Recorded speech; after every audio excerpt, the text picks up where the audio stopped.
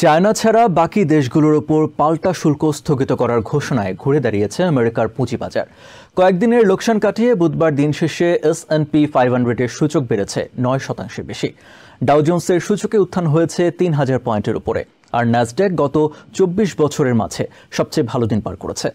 বাজার বিশ্লেষকরা বলছেন, প্রেসিডেন্ট ডোনাল্ড ট্রাম্পের এক সিদ্ধান্তেই দারুণভাবে ঘুরে দাঁড়িয়েছে স্টক মার্কেট। তারা বলছেন, 90 দিন শুল্ক স্থগিত করায় পুঁজিবাজারে স্বস্তি ফিরেছে।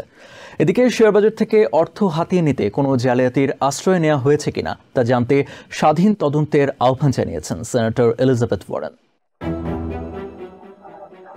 গত কয়েকদিন ধরে গুঞ্জন শোনা যাচ্ছিল শেয়ার বাজারে ব্যাপক ধস ঠেকাতে শুল্ক থেকে কিছু সময়ের জন্য হলেও পিছু হটতে পারেন প্রেসিডেন্ট ডোনাল্ড ট্রাম্প। তাছাড়া রিপাবলিকান পার্টির মাঝেই পাল্টাপাল্টি শুল্ক আরোপে কঠোর অবস্থানের তীব্র সমালোচনা হচ্ছিল।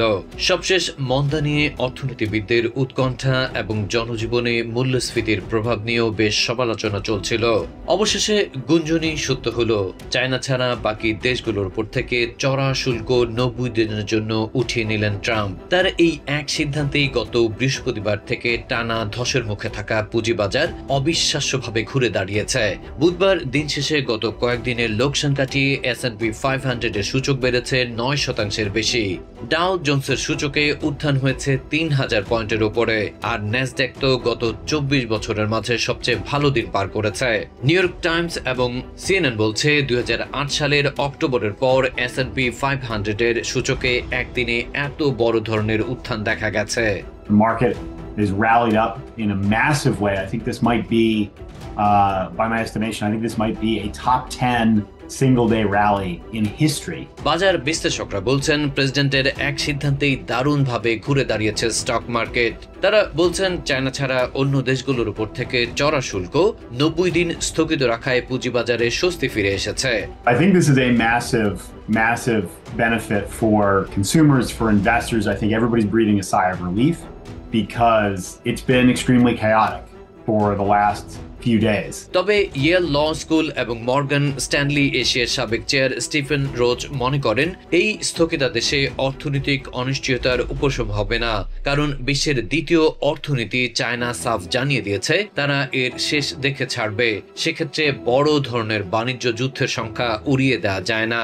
এদিকে নীল শিবিরের সেনেটর এলিজাবেথ ওয়ারেন শেয়ার বাজার থেকে ট্রাম্প এবং তার ধনী ব্যবসায়ীরা অর্থ হাতিয়ে নিতে কোনো জালিয়াতির আশ্রয় নিয়েছেন কিনা তা জানতে স্বাধীন তদন্তের আহ্বান জানিয়েছেন।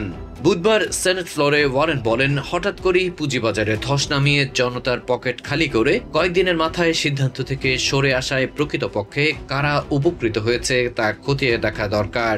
ওদিকে গ্লোবাল ইনভেস্টমেন্ট ফার্ম ক্যালামসের প্রধান নির্বাহী জন কডুনাস সাধারণ বিনিয়োগকারীদের প্রতি আহ্বান জানিয়েছেন, তারা যেন আতঙ্কিত হয়ে শেয়ার বিক্রি করে না দেন, তাতে দিন শেষে তাদেরই ক্ষতি হবে বলেও সতর্ক করেছেন তিনি।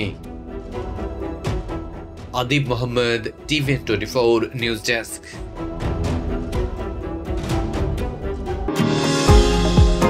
নিউ ইয়র্ক থেকে সম্প্রচারিত TVN24 টেলিভিশন বিশ্বজুড়ে বাঙালির কণ্ঠস্বর।